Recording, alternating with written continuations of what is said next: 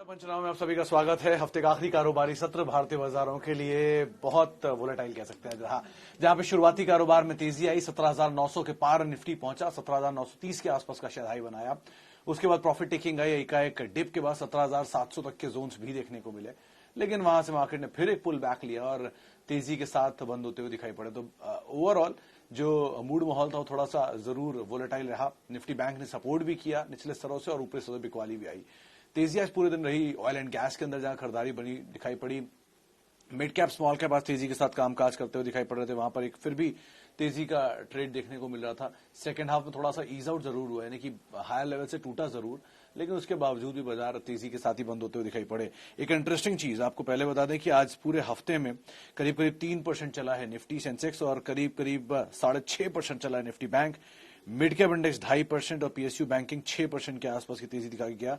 सभी चले सिवाय फार्मा के। फार्मा 2.5% टूटकर बंद हुआ और निफ्टी में टॉप गेनर्स में बेशुमार रहा ग्रासिम 11% के आसपास की तेजी। ONGC, Bajaj finance, Eicher, Bajaj Finserv, ये कुछ ऐसे नाम जो कि 8 से लेकर 11% तक चलते हुए दिखाई पड़े। आज सवाल जवाब का सिलसिला जल्दी शुरू करेंगे क्योंकि कार्यक्रम को भी जल्दी खत्म करना है। तो पहले सवाल जवाब का सिलसिला ही सीधे सीधे शुरू कर लेते हैं और कुछ सवालों के ऊपर बातचीत कर लेते हैं। सबसे पहला सवाल, आज आज आज आज मेरे पास सवाल अभी तक आया नहीं है इनफैक्ट कोई भी। डायरेक्टर साहब से फिर से मैं रिक्वेस्ट करूंगा कोई सवाल वही भेज दें, क्योंकि मुझे अभी तक शायद सवाल दिख नहीं रहे। कुछ और सवालों पर हम चर्चा करेंगे, लेकिन हाँ, एक सवाल जो मेरे पास आया था वो था कि HDFC AMC इसके ऊपर बात करने की बात हुई थी। 3300 रुपए के दाम पर खरीदारी थी और 2500 रुपए के आसपास का मौजूदा स्तर था, ये कुछ उन्होंने बात बोली थी। लेकिन हाँ, HDFC AMC को लेकर आज सुबह एक सवाल हमने अपने एक जानकार से भी पूछा था कि इस कंपनी के साथ क्या किया जाए, तो उन्होंने कहा था 2200 रुपए के जोन्स को आप ध्यान रखिए, अगर वो तोड़ता तो वीकनेस प्रिवेल करेगी, लेकिन अदरवाइज आप बने रहें। देखिए, HDFC ग्रुप पूरा ही टूटा है, इसमें कोई दो राय नहीं, चाहे HDFC लाइफ हो, HDFC बैंक हो, HDFC लिमिटेड हो और HDFC AMC हो। जब सभी टूटे हैं तो ये भी साथ में सपोर्ट ही कर रहा है, लगातार इसमें भी बिकवाली आई रही है।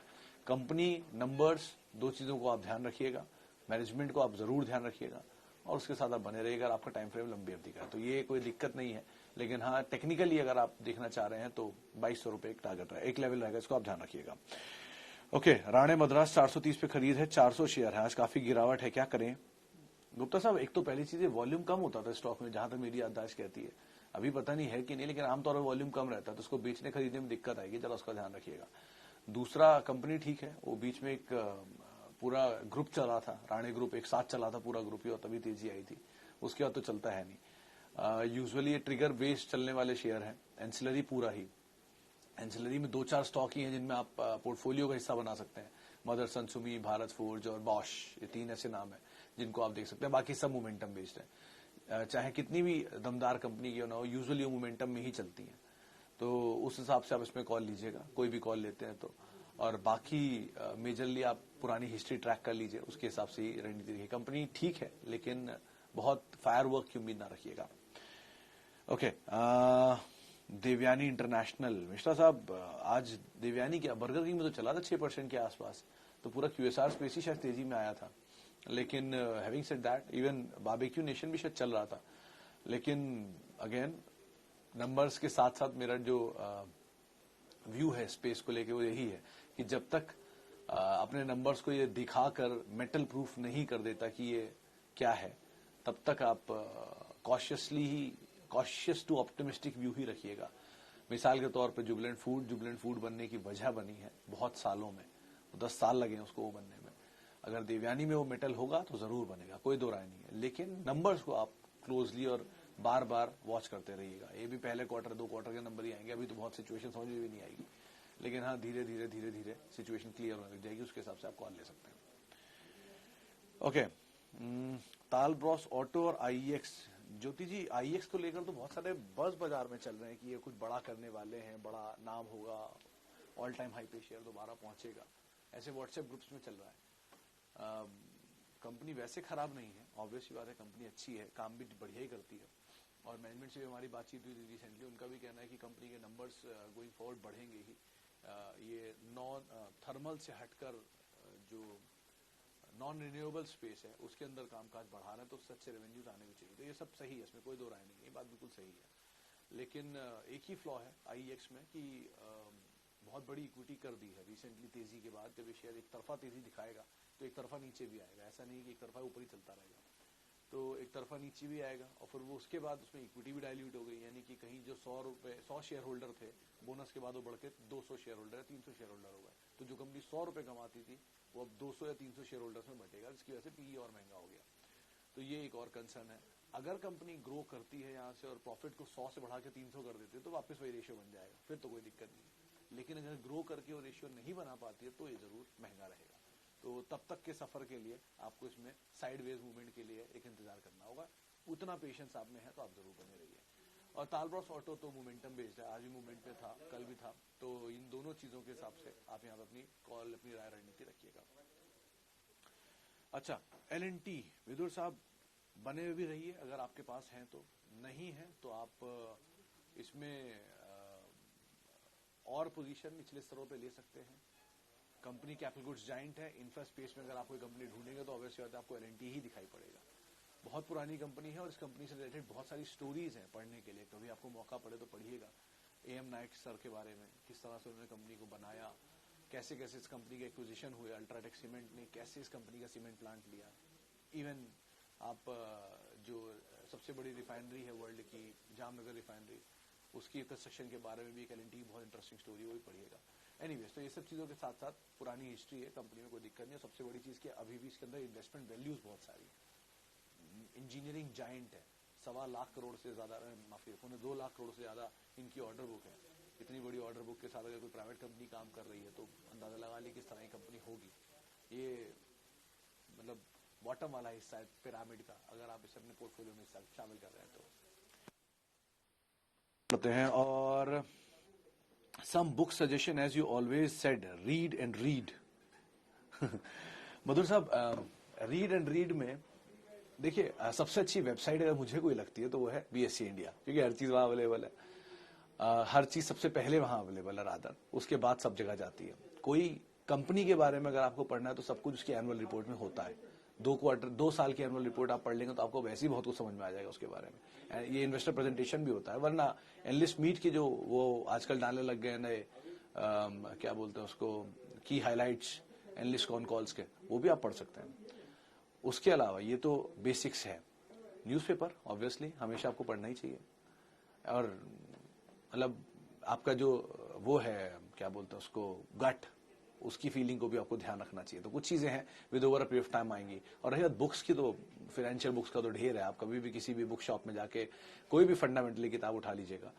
वो बात अलग है, फंडामेंटल पढ़ना लोग कम चाहते हैं, लेकिन पढ़िए, बहुत बढ़िया चीज है। Over a period of time आपका इंटरेस्ट बहुत बढ़ेगा उसमें, आपको खुद ही मार्केट दिखने लग जाएगा। जब आप सड़क पर निकलेंगे तो हर जगह ही मार्केट है, हर जगह ही स्टॉक है, हर जगह ही कंपनियां हैं जिनका कारोबार हो रहा है, जिनका बिजनेस बढ़ रहा है, ग्रो कर रही है। और वही इकोनॉमी है, economy is everything around you. तो आप उसको देखिए, अपने आप समझ में आने लग जाएगा चीजों को। ओके, आगे बढ़ते हैं, चलिए। और डायरेक्टर साहब बेचारे बहुत मेहनत कर रहे हैं, बहुत सारे सवाल भेज भेज के। Wipro very long term at CMP। Mishra साहब, एक चीज, पहले तो विप्रो के नंबर आने वाले 12 तारीख को, 13 तारीख को इसकी रिजल्ट का इंपैक्ट दिखेगा। दूसरी चीज, विप्रो का शेयर लॉन्ग टर्म लेने से पहले आप एक स्टोरी पढ़िएगा अमलनेर के बारे में, महाराष्ट्र में गांव है उसके बारे में। बहुत इंटरेस्टिंग स्टोरी है, विलेज ऑफ करोड़पति बोलते हैं, वो विप्रो के शेयर की वजह से ऑब्वियसली। तो इतनी बड़ी तेजी विप्रो ऑलरेडी दिखा भी चुका है, तो ये भी भूलिएगा नहीं, ये विप्रो ही है जिसने करोड़ों रुपए लोगों को बना के दिए। और विप्रो वैसे कंपनी अच्छी है, बट इक्विटी साइज बड़ा है, वन, बहुत बड़ी तेजी दिखाने के बाद यहां खड़ा है जहां पर है।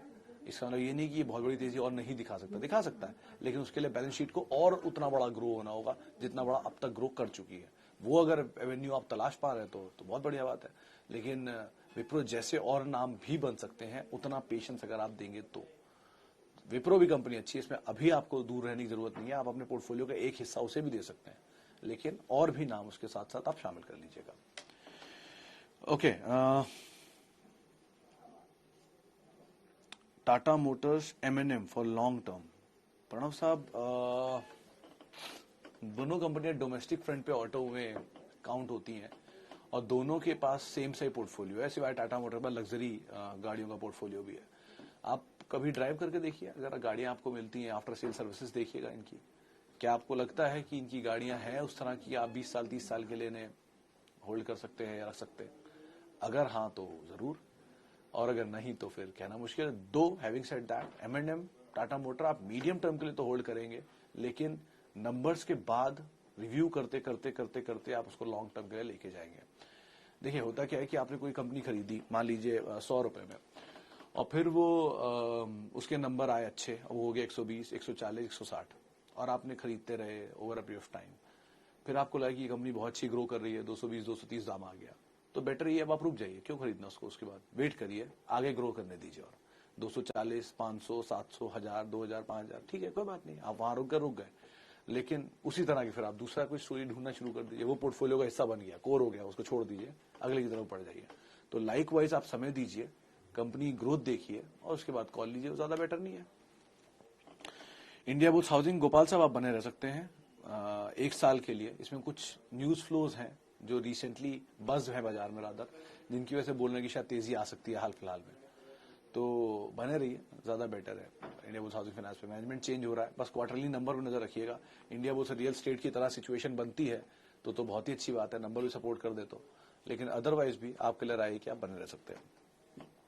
IRCTC सेल और होल्ड। जावेद साहब डिपेंड्स, आपने किस भाव पे खरीद रखा है, नहीं खरीद रखा है, या खरीद रखा होगा तभी आप सेल और होल्ड पूछ रहे हैं, तो बेटर यही कि आपने किस भाव पे खरीदा उस पर सब कुछ डिपेंड करता है। मान लीजिए आपने खरीद रखा है प्री एडजस्टमेंट के, तो आप पार्शियल प्रॉफिट लेकर निकल सकते हैं, IPO के तो आप पार्शियल प्रॉफिट लेकर निकल सकते हैं, हाल में खरीदारी की नीचे आ गया तो आप बने ही रहेंगे, ऑब्वियसली बात है, मेरी बात तो सुनेंगे नहीं। तो बेटर यही है कि आप नंबर को देखते रहिए, और आपने किस भाव पे खरीदारी की है वहां से आप अपनी रणनीति तय करिए, वो ज्यादा बेटर है। एक चीज का ध्यान रखिएगा, एक तरफा चाल किसी भी स्टॉक में बहुत कम समय में अगर आती है तो वो रिस्की होता है। ये बसंत महेश्वरी साहब का एक बहुत अच्छी टिप्पणी थी, जब वो एक बार ऑफिस आए थे तब उनसे मुलाकात हुई थी, तब उन्होंने कहा था किसी भी शेयर में अगर बिना किसी वजह के 20% के सर्किट लगते हैं 1-2 बार, एक तरफा तेजी आती है मतलब बिना किसी बड़ी वजह के, और एक तरफा चलता है ऊपर और एक तरफा चलता है नीचे, और मैनेजमेंट उस पर सफाई नहीं देती है, तो कुछ तो गड़बड़ है, चाहे वो ऊपर हो चाहे वो नीचे, दोनों तरफ। ऐसे बहुत नाम पहले भी आए हैं, यस बैंक, हाल फिलहाल के जो मुझे याद आ रहे हैं, इंडिया बुल्स भी जब पुराने मैनेजमेंट के अंडर में था तब, तो ऐसे बहुत सारे नाम उन्होंने दिए जिनमें एक तरफा तेजी आई, RBL bank, yes bank, India bulls housing, जिनमें एक तरफा तेजी आई और फिर एक तरफा गिरावट आई बिना किसी वजह के, तो उनसे दूर रहें, वो ज्यादा बेटर है। IRCTC आपके पास है, इसमें कोई दो रानी, कंपनी ठीक है, सब बढ़िया कारोबार है, लेकिन एक तरफा तेजी छोटे समय में आई है जो इसके प्राइस को सपोर्ट नहीं कर पाएगी गोइंग फॉरवर्ड, इसलिए जरा कॉशियस स्टांस रखिएगा। आपके पास है is a different thing, cautious to optimistic stance आपका होना चाहिए।